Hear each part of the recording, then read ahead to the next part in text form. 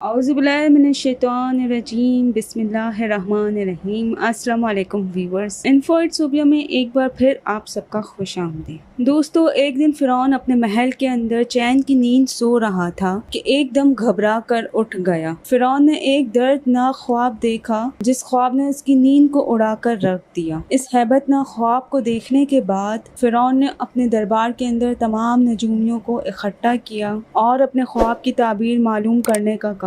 فرعون نے نجومیوں کو بتایا کہ اس نے یہ خواب دیکھا ہے، بیت المقدس سے ایک آگ ظاہر ہوئی ہے جس نے تمام قبطیوں کو جلا کر راکھ کر دیا ہے، جبکہ بنی اسرائیل کے مسلمانوں کو کچھ بھی نہ کہا۔ چنانچہ اس وقت تمام نجومیوں نے اپنے علم کا استعمال کیا اور اس خواب کی تعبیر نکالی، اور نجومیوں نے فرعون کو اس خواب کی یہ تعبیر بتائی کہ بنی اسرائیل میں ایک ایسا بچہ پیدا ہوگا جو تمہاری سلطنت کو تباہ و برباد کر دے گا اور خود تمہاری سلطنت پر قابض ہو جائے گا۔ چنانچہ فرعون نے اس خواب کی تعبیر سن کر اپنی سلطنت کے چھن جانے کے خوف سے قبطیوں کو یہ حکم جاری کیا کہ بنی اسرائیل کے ہر گھر کی نگرانی کی جائے اور جس گھر میں بھی بچہ پیدا ہو اس کو قتل کر دیا جائے، اور بنی اسرائیل کے مردوں کو روک دیا جائے کہ وہ اپنی عورتوں کے بالکل بھی قریب نہ جائیں۔ چنانچہ اس طرح فرعون کا حکم پاتے ہی اسرائیل کے ہر گھر کی نگرانی ہونے لگی، اور بنی اسرائیل کے مسلمانوں کے گھر میں جو بھی بچہ پیدا ہوتا اسے قتل کر دیا جاتا۔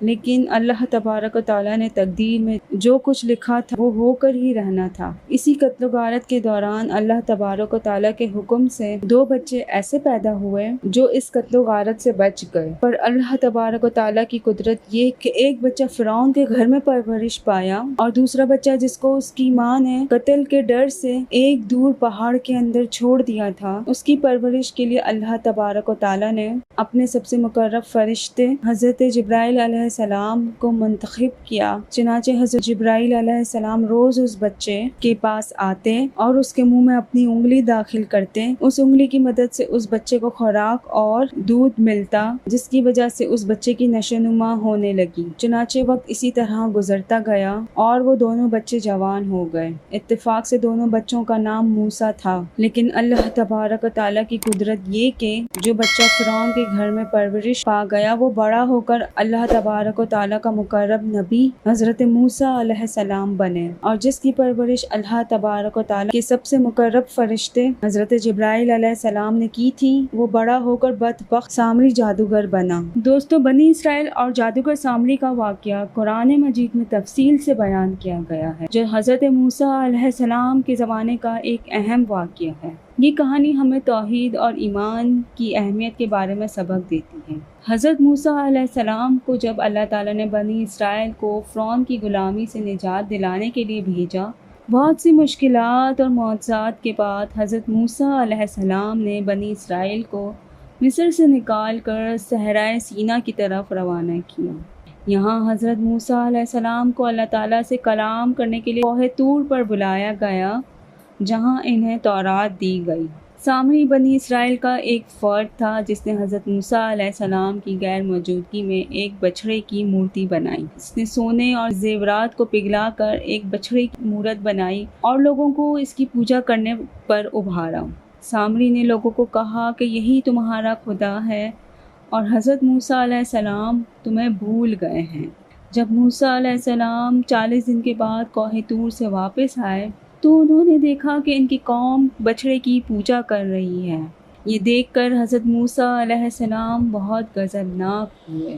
انہوں نے حضرت ہارون علیہ السلام سے پوچھا کہ یہ سب کیا ہو رہا ہے۔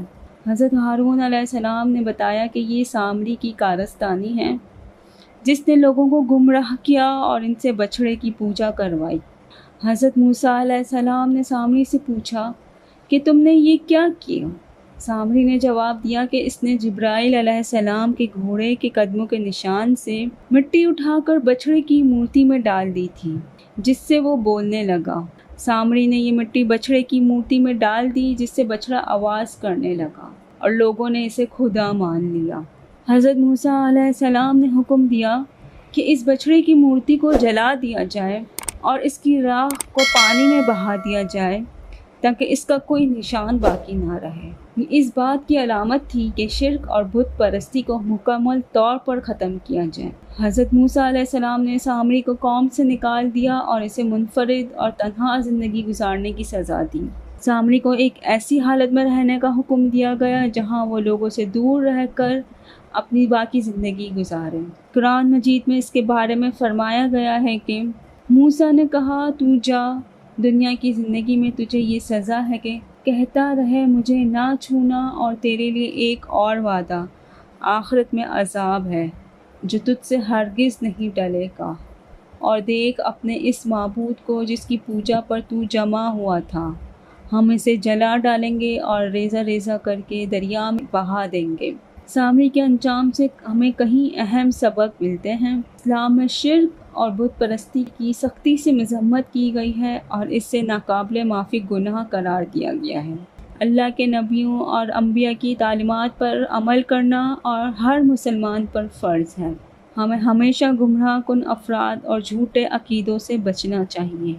دنیاوی اور آخرت کے عذاب کی حقیقت کو سمجھنا اور اس سے بچنے کی کوشش کرنا ہر مسلمان کے لیے ضروری ہے۔ سامری کا انجام ہمیں یہ یاد دلاتا ہے کہ اللہ تعالیٰ کے قوانین کی خلاف ورزی کرنے اور لوگوں کو گمراہ کرنے کا نتیجہ ہمیشہ برا ہوتا ہے۔ تو ناظرین، یہ تھا سامری کا واقعہ جو آج ہم نے ویڈیو میں آپ کے ساتھ شیئر کیا ہے۔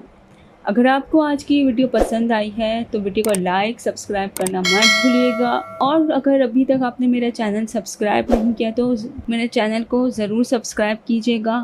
ملتے ہیں نیکسٹ ویڈیو کے اندر کسی اور نئے واقعے، دلچسپ حقائق یا معلومات کے ساتھ۔ اپنا رکھیے گا بہت سارا خیال۔ اللہ حافظ، سائننگ آف۔